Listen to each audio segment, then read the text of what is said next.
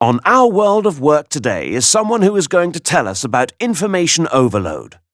Claire Bennett, who is a research psychologist, became interested in information overload in 2005 and has been studying it since then.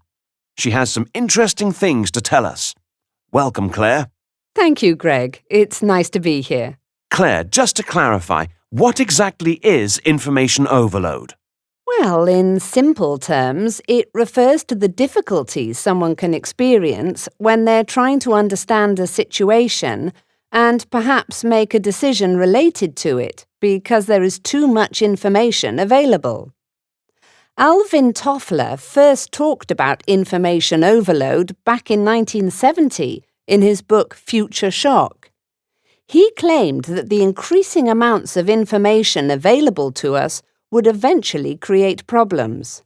But we've had access to large amounts of information ever since the 1400s when the printing press was invented, haven't we? You're right, of course, but computers have allowed us to create, copy and send out information much more quickly than ever before. We also have access to huge amounts of information online via the internet. It's becoming a common problem for people at work nowadays to get so many emails and reports, for example, that they cannot deal with them effectively. Modern technology moves faster and faster all the time, but the human brain that needs to process the information doesn't. That's when we get information overload. There is even an Information Overload Awareness Day, the first of which took place in August 2009, that encourages organizations to find solutions to the problem.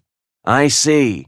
Once it's present in an office situation, it spreads like wildfire. Let me explain.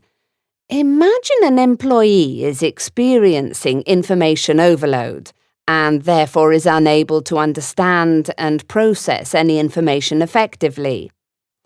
Instead of summarizing a report, for example, and selecting specific individuals to send it to, they may send the whole report to everyone in the office. The result is that now everyone else in the office must go through the whole report to find the main points or the part of it that is relevant to their job. In a similar way, the fact that information can be passed on so easily and for free means that people are likely to send information to everyone who might need to know, rather than just to those people who definitely need to know. And so the pattern repeats itself. Exactly. It means that these people either delay making decisions or make bad decisions, simply because they don't have the time necessary to process information properly. That all sounds pretty depressing. Is there anything that can be done? Do you have any advice for listeners who may be experiencing information overload themselves, either at work or in fact in any area of their life? Well, it isn't something that can be solved easily. However, we can do a few things to reduce the effects of it. Firstly, and most importantly, we should focus on doing one thing at a time and avoid multitasking. Secondly, we can learn how to select information that we need to know, while ignoring information that is simply nice to know. We should also remember to be clear when we are dealing with other people as well. A short report with quality information is much better than a long report that includes irrelevant information. Finally, it's not a bad thing to turn off your email when you are doing something important that requires your concentration. You can always get back to people later in the day. Well, Claire, I think it's time to let our listeners ask you some questions.